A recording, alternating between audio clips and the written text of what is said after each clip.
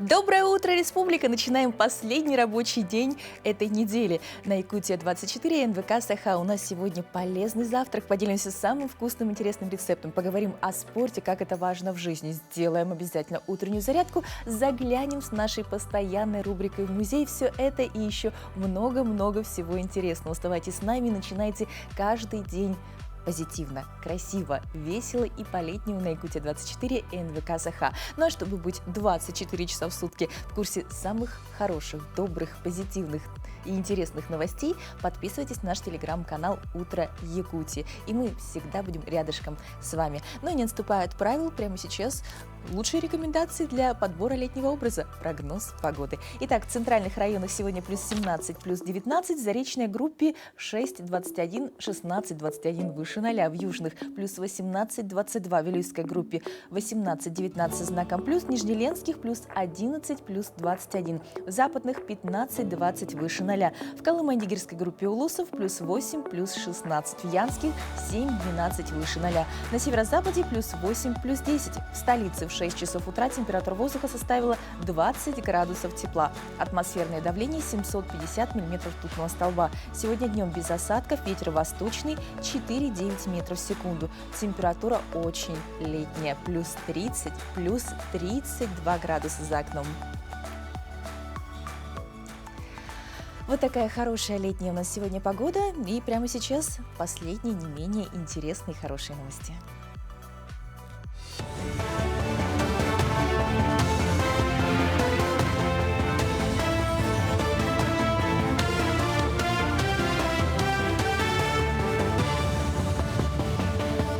Коллеги, доброе утро. Доброе утро, Якутия. Предлагаем блок новостей. 9 крупных объектов здравоохранения строят в Якутии. Так, в мае этого года открыт новый больничный комплекс в поселке Усть-Мая. Новый комплекс стал одним из крупных районных медучреждений. На данный момент ведется строительство врачебной амбулатории в селе Эльгяй Сунтарского района. К 2025 году ожидается ввод поликлиники в селе Амга и в поселке Самгар, больничного комплекса в селе Мая, участковой больницы в поселке Нижний Бестях, лечебных корпусов в Вилюйске, Нюрбе, Намсах и в селе Андреевское. Ветеранам труда в Якутии полагаются дополнительные денежные выплаты и меры защиты. О мерах поддержки данной категории граждан рассказали в Минтруде. Так, меры поддержки предоставляются ветеранам труда, достигшим возраста 55 лет для мужчин и 50 лет для женщин, независимо от того, работают они или уже завершили трудовую деятельность. Ежемесячная денежная выплата составляет 1226 рублей. Подать заявление можно в МФЦ, либо через портал государственных и муниципальных услуг. Почти 300 военнослужащих, 250 их родных прошли комплексную реабилитацию. На данный момент в реабилитационном центре 9 участникам СВО и 13 членам семей оказывают социально-психологическую и медицинскую помощь. При терапии проводят различные виды лечения: массаж, физиотерапию и лечебную физкультуру с обязательной дыхательной гимнастикой. В оздоровительном центре имеются и солевые комнаты, где проходит галотерапия. Дополнительно пациентам проводят занятия в бассейнах и устраивают обряд алгыс для укрепления духа и улучшения общего эмоционального состояния. Новое просторное и современное здание – мечта коллектива Якутской библиотеки «Мир приключений». Она расположена в одном из исторических мест Якутска в микрорайоне Залог. Здание 1969 года постройки. Последний раз ремонт проводился в 2007 году. Зимой температура в здании плюс 10 градусов. Кривые полы, потолки и стены. Кроме ветхого состояния, актуальная проблема нефункционального пространства. Узкие коридоры, маленькие комнаты не позволяют проводить полноценные досуговые занятия и кружки. Ежегодно коллектив организует более 200 мероприятий. Фонд насчитывает более 15 тысяч экземпляров документов. Количество посетителей в год превышает 26 тысяч человек. Сотрудники, не почти, а все женщины, да. И когда вот такой холод, нам работается очень все-таки некомфортно. Мы хотим, чтобы нам было тепло, чтобы мы хотя бы ходили там в туфлях, а не сидели вон так, да. Часто болеем. Это, конечно, отражается на нашем здоровье. А у нас коллектив такой вот молодой. Они хотят, конечно, все везде делать, но у нас получается так, что иногда вот по болезням, по этим у нас не получаются такие вот масштабные такие вот проекты, мероприятия, да. Ну и тем более тесновато. Жару до плюс 37 градусов прогнозируют на юге и юго-западе Якутии. Температура выше плюс 30 ожидается также в Якутске и центральных районах. Грозы с порывами ветра до 15-20 метров в секунду прогнозируют в Ленском, Мирнинском, Сунтарском, Нюрбинском, Вилюйском, Верхневилюйском районах днем, в Горном и Кобейском районах. В Мирнинском районе местами проедут ливни. К концу недели пик летней жары будет пройден. Температура начнет понижаться с субботы.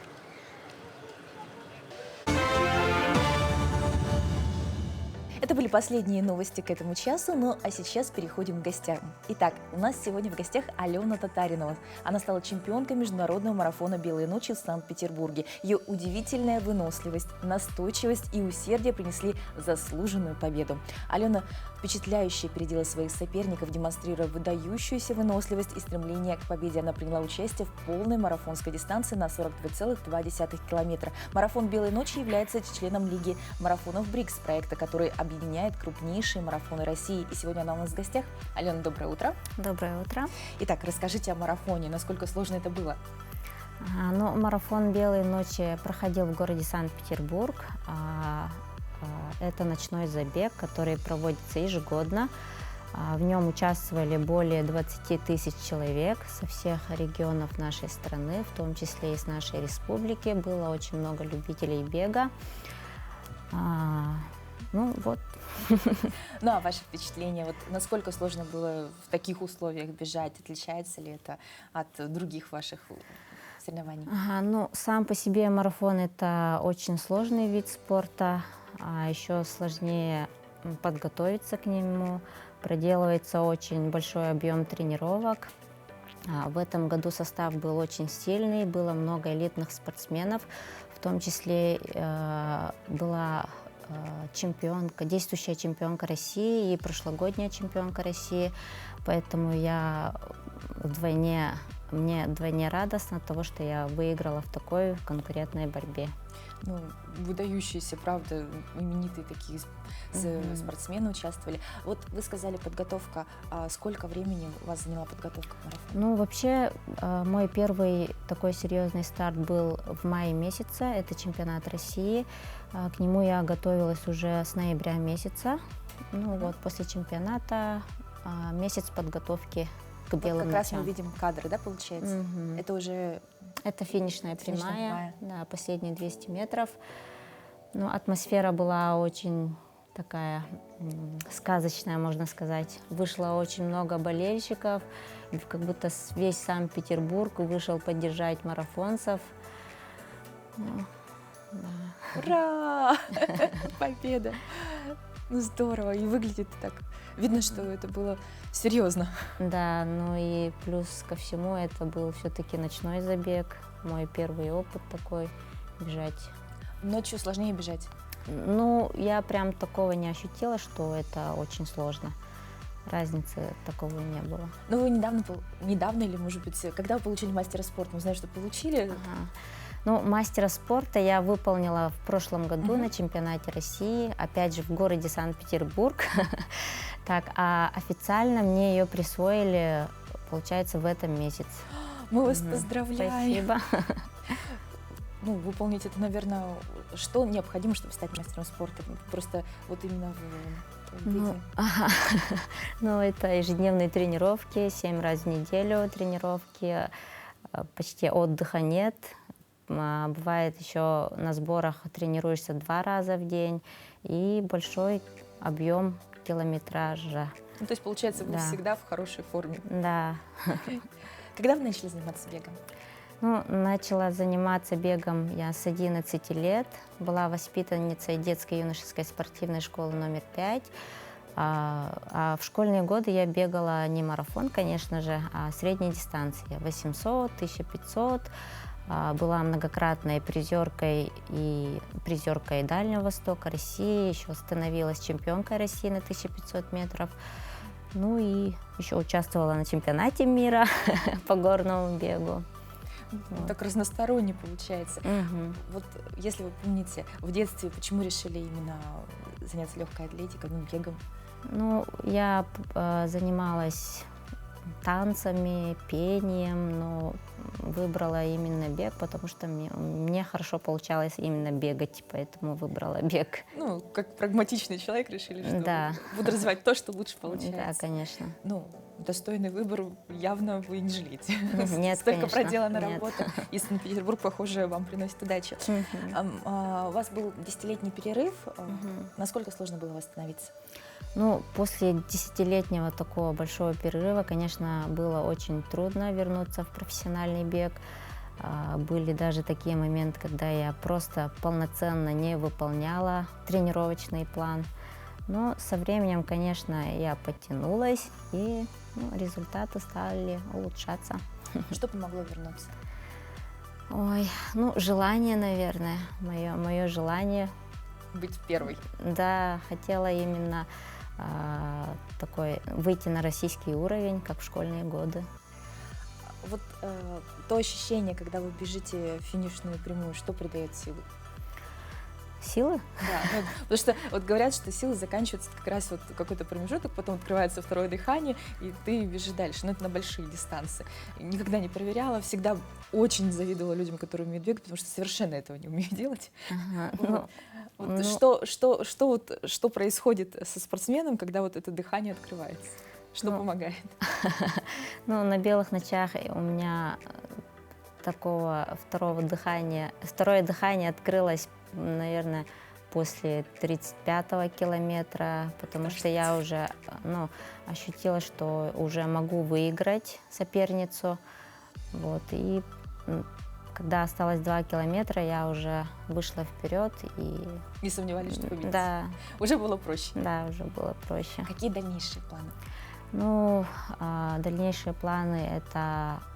мы запланировали с тренером московский марафон. Это будет в октябре месяце. Как раз на следующей неделе я уезжаю на сборы, чтобы подготовиться к этому старту в Кыргызстан. Так, и план на следующий год – это чемпионат России. И хочу, конечно же, выполнить норму мастера спорта международного класса, потому что в этом году мне не хватило чуть-чуть, 20 секунд не хватило. Чтобы выполнить. на время бежать. Да, у нас все по времени. Да. Из чего состоят сборы? То есть что?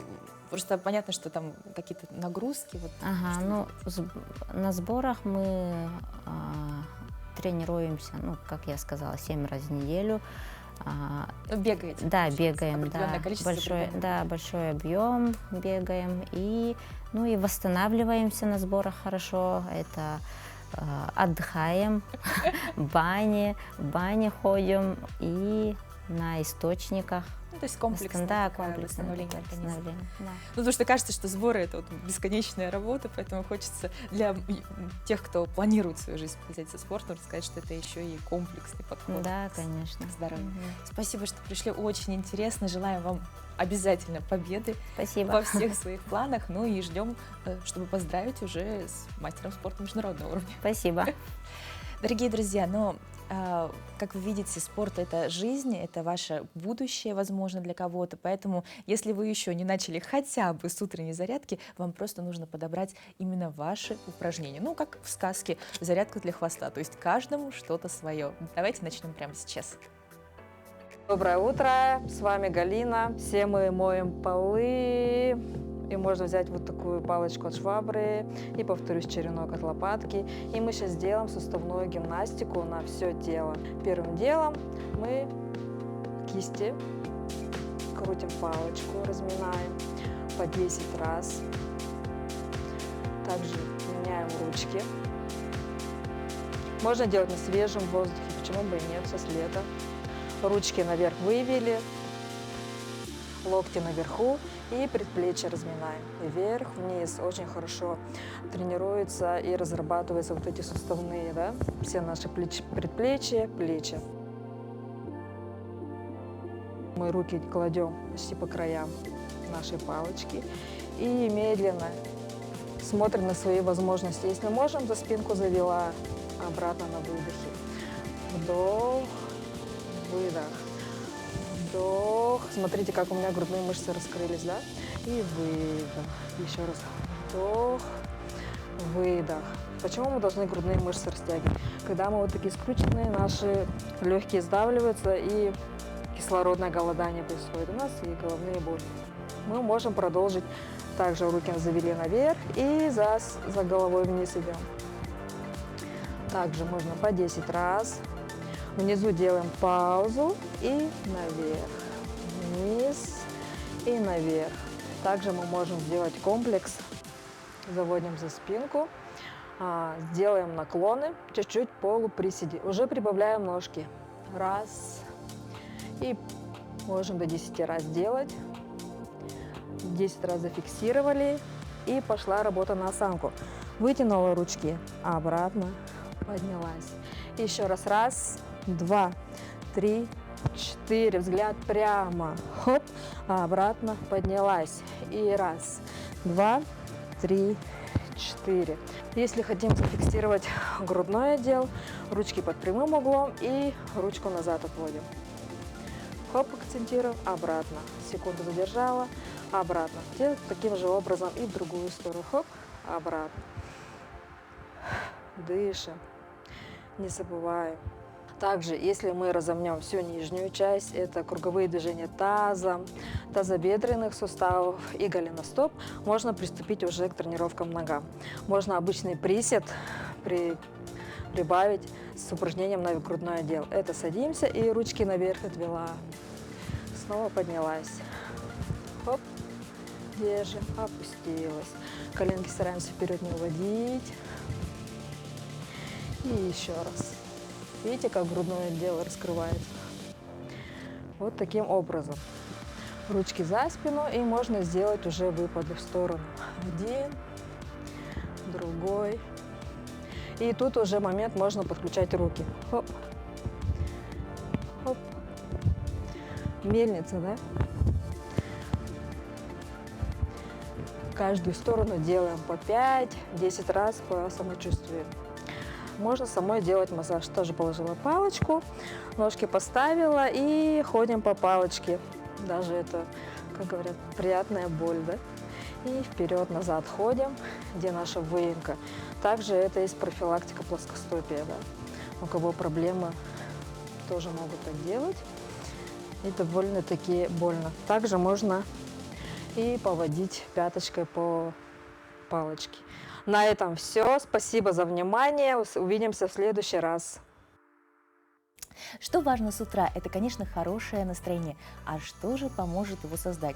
Не только приятное общение, дружеская поддержка или прогулка с любимым человеком. Это могут быть и привычные нам продукты. Настроение напрямую зависит от того, что мы едим. Ведь в пище содержатся питательные вещества, уровень и баланс которых влияет на эмоциональное и психологическое состояние. Роспотребнадзор составил список продуктов антидепрессантов. Номер 1 в нашем списке – мясо. Курица, говядина, свинина содержит незаменимую аминокислоту тирозин. Она увеличивает уровень дофамина, гормона счастья, а еще норэпинефрина. Мясо не просто улучшает настроение, оно еще и повышает концентрацию витаминов и благотворно влияет на память. Ну а прямо сейчас предлагаем вам отличный рецепт завтрака. Доброе утро, с вами Юлия Избекова, я нутрициолог.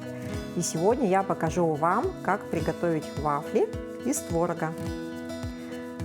Мы берем для этого рецепта очень доступные ингредиенты. Нам нужно будет примерно 180 грамм творога. Выбирайте творог не сухой. То есть он должен быть немножко такой влажненький, да, 180 грамм. 2 яичка.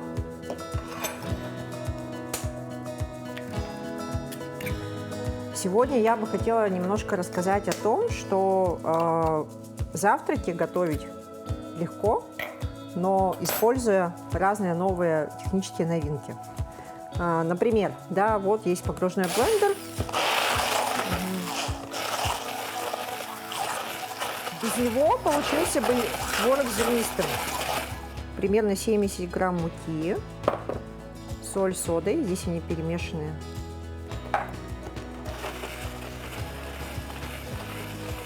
Еще раз перемешали. Так, наше тесто готово. Оно должно получиться вот такое густое. Выпекать вафли мы сегодня будем в мультипекаре. Мультипекари – это достаточно удобные такие штучки, у которых есть съемные насадки. Они продаются сейчас во многих магазинах, и обычно их удобно использовать для того, чтобы подсушивать хлеб вместо тостера, печь вот такие вафли. Бывают насадки, подходящие для орешек, обратите внимание. Ну и дети с удовольствием едят вафли такой формы, потому что они похожи очень сильно по форме на венские вафли, которые сильно популярны у молодежи. Смазываем форму небольшим количеством масла для жарки. Выкладываем тесто по неполной столовой ложке. И ждем где-то 4-5 минут.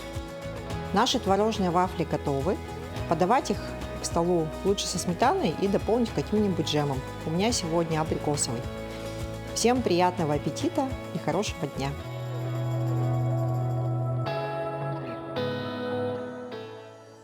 Очень вкусно и аппетитно выглядит. Всем приятного аппетита, кто завтракает. Ну, а мы идем далее. Итак, у нас в республике люди в целом очень трепетно относятся к экологии. Это особенность региона. Якутию называют краем миллиона озер. И вот если на северных озерах встречаются вкуснейшие виды, такие, например, как чир, то в Тампонском районе, к примеру, чира в озерах нет. Не беда, подумал герой нашего следующего видеоматериала. Было бы желание. И вот своими силами Александр Мубаракшин занимается зарыблением озера Белях в Тампо. Запускает пеледь и арктического чира, а в планах у него и другие не менее интересные мероприятия. Я представляю предприятие «Полис притяжения». Сам я с Тампонского района, поселок Джибари-Кихая. Родился там, соответственно, уезжал, отучился в городе Казани, имею юридическое образование. Вот занимаюсь на сегодняшний день природоохранными мероприятиями, охота, рыбалка и восполнение природы нашей республики. В наших озерах традиционно водится, если озера, которые ближе, допустим, к реке Алдан брать, это щука, карась, налим. В некоторых озерах, вот вдоль Алдана, то есть прибрежные озера, там есть и арктический голец. А в горных озерах преобладает, соответственно, мальма, также арктический голец, окунь распространен, налим, сиговые. По горным рекам, соответственно, заходит это валек, хариус и таймень и ленок. Первый опыт у меня по рыбоводству был связан с проживанием на Алтайском крае. Соответственно, оттуда и родилась идея о том, что почему бы и не попробовать в нашей республике заниматься рыбоводством и тем самым восполнять, расширять, так сказать, ареал обитания северных пород рыб. В 2021 году мы участвовали в аукционе, взяли в аренду сроком на 25 лет в целях пастбищной аквакультуры, то есть разведения рыбы, озеро Белях. Долго ждали поставку соответствующей рыбопосадочного материала. Так как на сегодняшний день в республике у нас единственный поставщик данных видов рыб является ГУП «Чернышевский рыбный завод», учредителем которого является Министерство экологии, природопользования и лесного хозяйства. В этом году мы получили первую партию личинок пеледи в количестве 30 тысяч штук и, соответственно, произвели зарыбление озера Белях в Тампонском районе. На следующий год, в апреле месяце, мы планируем также дополнительно выпустить туда не менее 30 тысяч личинок. Это озерный чир. В перспективе также рассматриваем, будем подавать заявки, возможно, участвовать на другие озера с возможностью в них, соответственно, зарыбления, освежения, так сказать, других видов рыб, то есть уже более-менее свежих, да. Ну и в таких амбициозных планах это все-таки попробовать завести к нам раков. С Сибири, для того, чтобы попробовать, как они приживутся в наших условиях, и таким образом, чтобы озера становились чище, потому что раки, они чистят озера.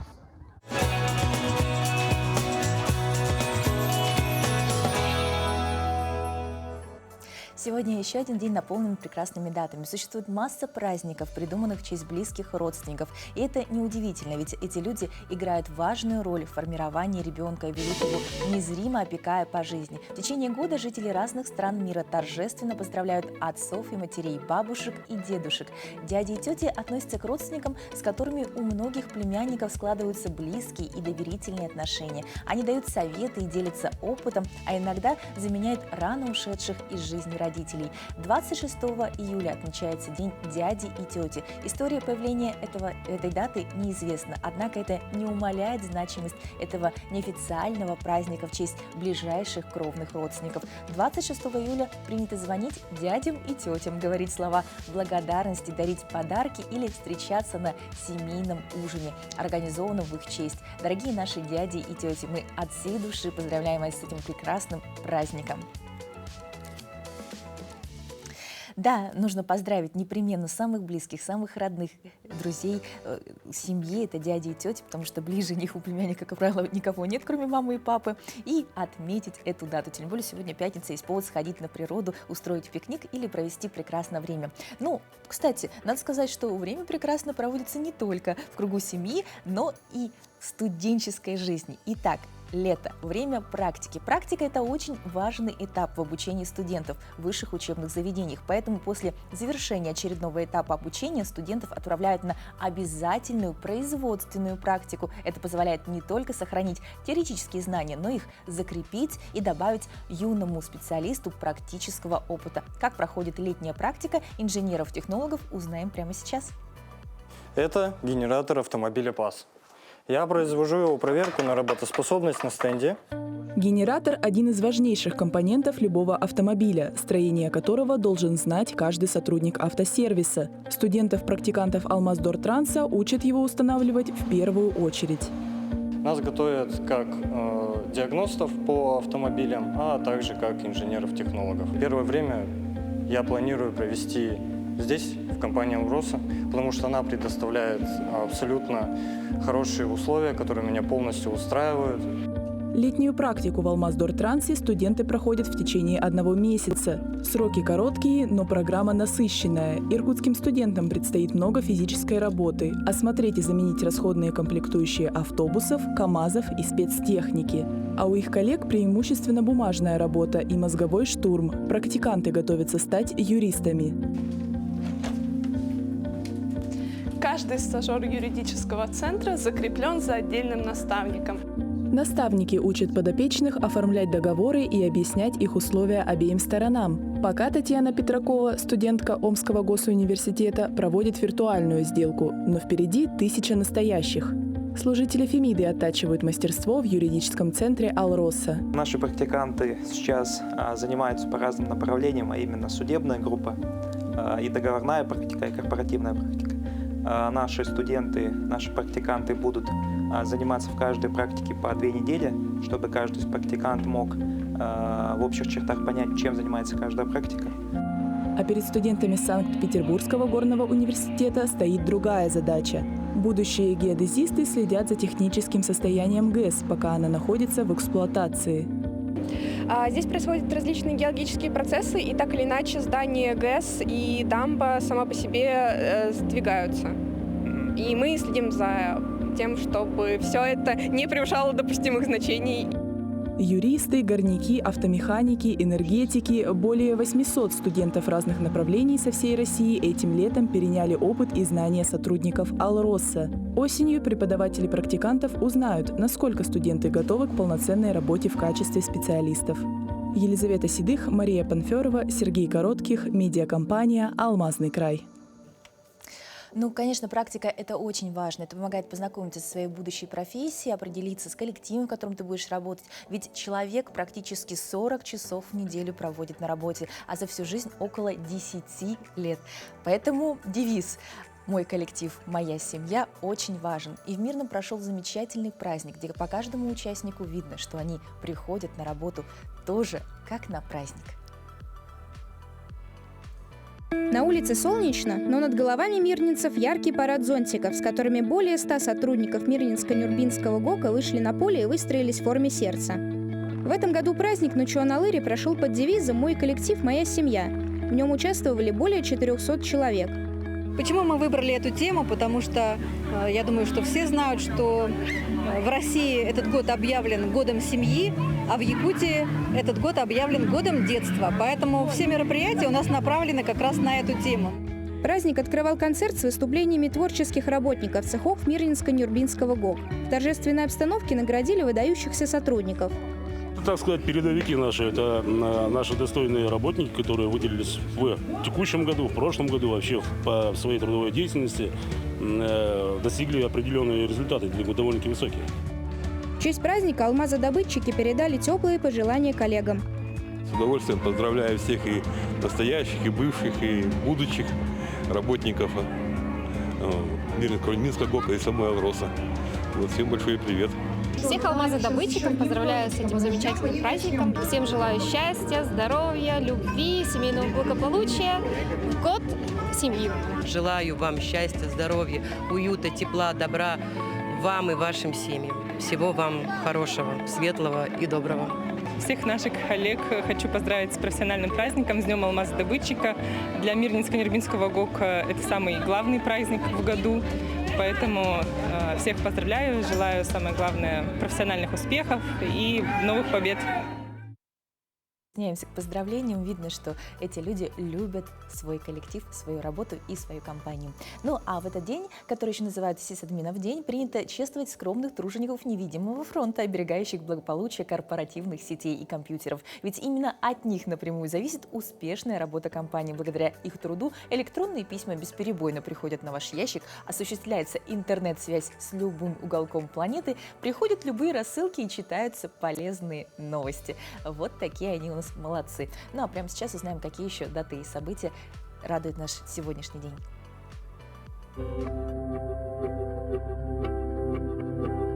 На календаре 26 июля. Сегодня отмечают День дяди и тети и День парашютиста в России. По народному календарю поводом к установлению собора Архангела Гавриила, которому посвящается этот день в народном календаре, как считается, стала дата освящения храма, воздвигнутого в Константинополе во имя Гавриила. На Руси в этот день говорили: «Архангел Гавриил на хлебное поле ступил, золотом зерно отливает, со святого неба добрая сила слетает». Продолжалась жатва. Время дорогое, никому покоя. Под ключом бьет, а жнец свое берет. Пока колос в поле, трудись по доле, говорили люди. Обращали внимание и на приметы. Сухая погода в этот день обещала хорошую и сухую осень. Если же начинались сильные дожди, нужно было опасаться гибели урожая. Поэтому крестьяне обращались к небу. «Не иди, дожди, где косят, а иди, где просят. Не иди, где жнут, а иди, где ждут». День в истории. В 1730 году вышел указ об отливке Большого Успенского колокола – «Царь колокола». В 1908 году в Соединенных Штатах Америки создано Федеральное бюро расследований. В 1951 году во время раскопок в Великом Новгороде обнаружена первая берестяная грамота. В 1953 году на Кубе началось национальное восстание во главе с Фиделем Кастро. В 1971 году на советские экраны вышел фильм «Офицеры». В этот день родились Бернард Шоу, британский писатель и драматург, нобелевский лауреат; Карл Юнг, швейцарский психолог и психиатр; Олдос Хаксли, английский писатель; Сальвадор Альенде, чилийский государственный и политический деятель, президент Чили; Стэнли Кубрик, американский кинорежиссер и продюсер; Дмитрий Павлов, советский и российский эколог, ученый, ихтиолог, академик Российской академии наук; Мик Джаггер, британский рок-музыкант, актер, вокалист группы Rolling Stones. Именины сегодня отмечают Антон, Гавриил, Степан, Юлиан. Ну, вообще, сам конец недели – это тоже отличный повод для улыбки и хорошего настроения. А еще для посещения каких-нибудь культурных событий. Ведь музей – это не только кладовая знаний, но и важный социальный и культурный центр. Вы, приобщаясь к прекрасному, станете частью той группы людей, которые его любят, ценят и представляют его частью своей жизни. В наш век стресса, спешки, именно посещение культурных мероприятий, в том числе музеев и выставок, является той возможностью остановиться, приобщиться к прекрасному и немножко уменьшить уровень стресса. Это, кстати, научно доказано. Ну а что можно посмотреть в музее, узнаем в нашей постоянной рубрике. В одном из республиканских журналов вышло интервью с современным художником, живописцем, графиком, педагогом Эдитой Степановой «Эдита, дарующая свет». Автор удивительно точно подобрал заглавие к этой статье. Ведь в основе творчества Эдиты Степановой лежит прежде всего очень живой, яркий, чувственный, праздничный свет и цвет. Именно поэтому в ее творчестве очень часто используется белый, золотистый, голубой цвет, символизирующий чистоту, добродетель и радость. Эдита Геннадьевна является постоянным участником различных республиканских выставок. И вот сейчас в Национальном художественном музее проходит выставка «Время мамонта», где представлены несколько работ Эдиты Степановой. Они удивительно гармонично вписались в концепцию выставки. Настоящим источником вдохновения стало для Эдиты Геннадьевны то далекое время, когда на территории современной Якутии обитали гигантские животные, жили древние люди, которые оставили после себя множество неразгаданных тайн. И вот перед нами картина Эдиты Степановой «Тайна предков», которая отсылает зрителя в то далекое время и напоминает некий закодированный шифр. Но если мы присмотримся, нам все становится понятно. В центре семейный очаг, вокруг которого расположилась большая семья, живущая в родном Аласе. Якуты – это северные скотоводы, которые очень хорошо разбирались в анатомии домашних животных. И самый древний орнамент аналай, он так и переводится с якутского «нёба», напоминает с виду нёба домашнего рогатого скота. В данной картине он используется как лестница между средним миром земным и верхним божественным миром. Ведь вся жизнь человека в Якутии зависела от благосклонности верховных божеств Аи.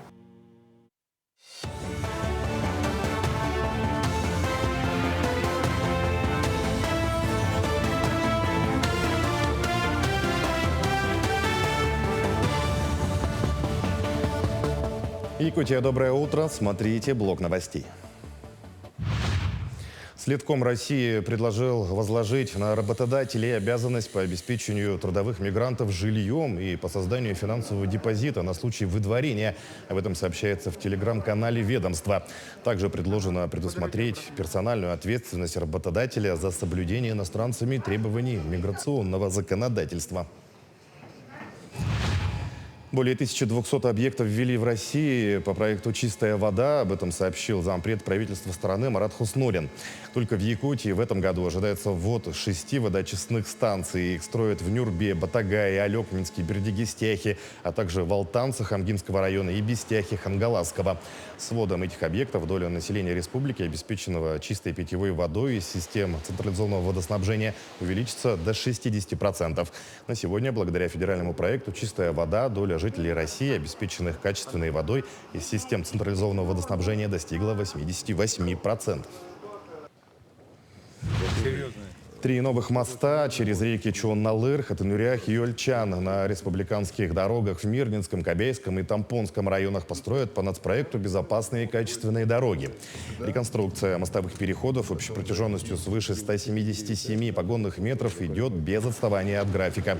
Все объекты сопровождает строительный контроль и авторский надзор. Вместе с тем, на стадии завершения капитального ремонта находятся мостовые переходы через реки Орто-Харьялах и Кучугуй-Харьялах на автомобильной дороге Устье-Кимпиндяй в Сунтарском районе. Оба объекта будут сданы в эксплуатацию в этом году. На вкус и цвет товарищей нет. В самом разгаре сезон многими любимой полосатой ягоды. На прилавках столичных рынков арбузы самой разной географии. Казахстан, Узбекистан и даже Дагестан. Цены при этом варьируются от 90 до 137 рублей за килограмм. Местных арбузов на рынке пока еще нет, еще не сезон. Продавать их начнут ближе к середине августа. Между тем, выбрать правильный арбуз можно по внешним показателям. Он должен иметь сухую плодоножку у основания, похрустывать при нажатии и звонко звучать при подстукивании. На всех арбузах есть желтая пряточка, потому что они же, когда вот эти стороны, они на земле лежат, поэтому желтое пятно.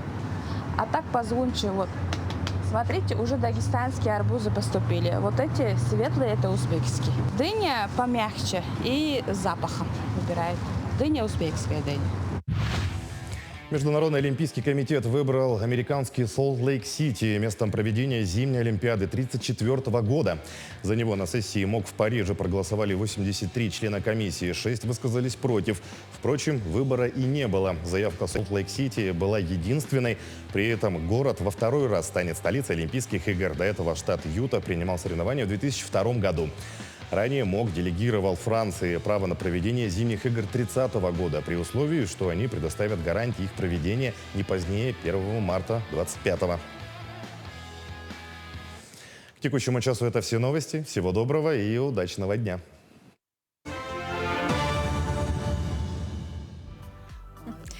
Любой гражданин России имеет право поменять имя, фамилию или отчество. Для этого необходимо подать заявление в отдел ЗАГС по месту жительства или регистрации рождения. На согласование перемены имени с органом ЗАГС дается 1 месяц, но подробнее о нюансах мы узнаем у нашего гостя, заместителя руководителя отдела ЗАГС Республики Саха-Якутия по городу Якутску Ирины Андреевой. Ирина Степановна, доброе утро. Здравствуйте. Вы, как всегда, у нас красивые, нарядные, очень приятно. И расскажите, пожалуйста, какие имена сейчас популярны у новорожденных мальчиков и девочек? Это вопрос интересует абсолютно всех. Управление ЗАГС Республики Саха-Якутия всегда проводит мониторинг популярных имен, так как эта тема очень интересна всегда населению, также вам, журналистам. И, например, всегда классические имена сейчас держат первенство. Это Анастасия, Виктория, среди новых имен Кира, среди мальчиков это Данил, да? А среди якутских имен это первенство всегда Саяна, Саяра, Даяна, Дамир, Эрхан, Эрсан. Но сегодня к этому эфиру я подготовила те популярные имена, которые выбились в числе первых в июле этого месяца по городу Якутску.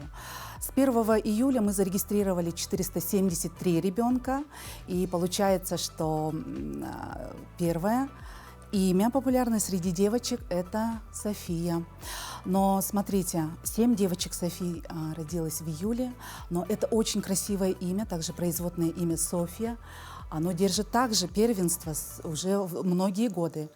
Среди мальчиков, как интересно, выбились Марк, имя Марк, Марки, то есть как они называются? Да. Да, и в этом месяце родилось аж 10 мальчиков с этим прекрасным именем. А среди якутских имен первенство разделили такие имена у девочек, как Керели и Айсана. Очень интересно. Да, а среди мальчиков получается Айсар, то есть это получается тоже такое необычное имя в последнее время, и многие родители начали выбирать именно такие необычные имена. То есть они хотят уже, чтобы дети как-то отличались. И в этом ключе я бы хотела сказать, что среди женских имен очень много выбора, как среди русских классических имен, также и среди якутских. И сейчас я бы сказала, что многие родители придумывают имена новые. Я бы их озвучу. Да. Это, например, придуманные, я считаю, имена. Ная, Ания, Айкюнко, очень красивое имя, Анелина, Аурелия, и производные какие-то из иностранных имен, как Селена, Урсула, Тиана. Да, это очень-очень, конечно, красиво. А среди мальчиков, скажем, такие необычные имена, это у нас Урсун. Сейчас в последнее время тоже очень многих называют Алгыс, тоже очень красивое имя. И в июле этого года родился мальчик по имени Джол. Тоже красиво очень звучит и такое какое-то сильное имя. А когда уже родители не знают больше, как назвать более-менее такие самые редкие имена хотят присвоить, это имя Бьорн, Ван. Это у нас в июле такие мальчики есть уже. Интересно. А наверняка есть какие-то ограничения, да, когда выбираешь имя ребенку, или меняешь свое? Да, ограничения в выборе имени у нас регламентируется федеральным законом об актах гражданского состояния, и имя человека в Российской Федерации не должно не должно содержать числительные там, цифры, символы, кроме дефиса. Дефис применяется, когда выбираете двойное имя или даже тройное можно выбрать. А также любые имена с сочетанием, которые содержат бранные слова, с указанием ранга, титулов, должностей. И эти же ограничения распространяются на новорожденных детей, и также на взрослых людей, которые к нам очень много, часто приходят за переменой фамилии, имени, либо отчества. А на какие больше всего меняют тогда имена? То есть старшее поколение, когда приходит? Я бы определила несколько таких категорий людей взрослых, а также детей с 14 лет, согласие родителей, которые могут поменять ФИО полностью. И, например, есть девушки, женщины, которые сокращают свои имена. Вероники сокращают Ника, Анжелики, Налика, и так далее. Это есть, это отдельная категория. Также есть люди, которые полностью меняют на якутское имя, Есть какие-то молодежь, которая меняет на какие-то новомодные, не знаю, там, аниме и так далее, под влиянием там японских каких-то персонажей. Они меняют данные имена на интересные такие иностранные. А вот сейчас очень много взрослых, которые меняют на якутские имена. Вот есть ли там какие-то ограничения? Ограничений как таковых, конечно же, нет, кроме как нет эквивалента якутских букв. У нас делопроизводство ведется на русском языке. Если есть в имени, они выбрали, есть якутские буквы, мы предлагаем какие-то эквиваленты русского языка. Если Г, значит Г, и так далее. Также есть такая тенденция, когда меняют фамилии с сочетанием двух имен. Имя может содержать 3 слова. Также отчество может также содержать 3 имени, то есть Михаэле, Ус, Кыга. И бывают такие случаи, когда, смотрите, в свидетельстве о рождении у нас имя, фамилия на одной строке, а имя и отчество на второй тоже вместе все прописывается. И некоторым людям очень сложно определить, где имя и где отчество. И в этом случае я бы посоветовала тем, кто хочет многозначные какие-то имена выбрали по-якутски, разделять все это дефисом. То есть фамилия из 2 слов дефисом, имя из 3 слов тоже через дефис, и отчество также через дефис, чтобы хотя бы графически обозначить, что это и есть фамилия человека, имя и отчество. Спасибо за отличный совет. Но как вы думаете, меняется ли судьба, когда вы меняете имя? Да, я считаю, что судьба человека действительно меняется. К нам возвращаются люди, которые хотят вернуть уже изначальное имя по причине того, что некоторые говорят, что выбрали очень сильное имя, и оно начало приносить беды, болезни, такие тоже есть. Бывают люди, которым снятся покойные родственники, которые не согласны с их решением. Но к радости таких людей меньшинство. Большинство людей к нам приходят уже с очень такой стопроцентной уверенностью, без доли сомнения в том, что они приняли правильное решение поменять свою фамилию родовую, либо имя, которое дали родители при рождении, либо отчество. И они, не слушая, то есть никаких людей, они не подвергаясь влиянию какой-то модной тенденции, то есть как все меняют, и я поменяла, люди приходят уже осознанно, очень внутри себя полностью уверенным в том, что они хотят поменять свою судьбу в лучшую сторону. И такие люди действительно становятся более счастливыми. Да, действительно есть такое. Спасибо большое за интересную информацию. Я уверена, что вы кому-то помогли, возможно, даже изменить судьбу. До новых встреч. Спасибо большое. Дорогие друзья, мы с вами тоже прощаемся. Желаем вам хорошего завершения рабочей недели и оставайтесь всегда с нами на Якутия 24 и НВК Саха.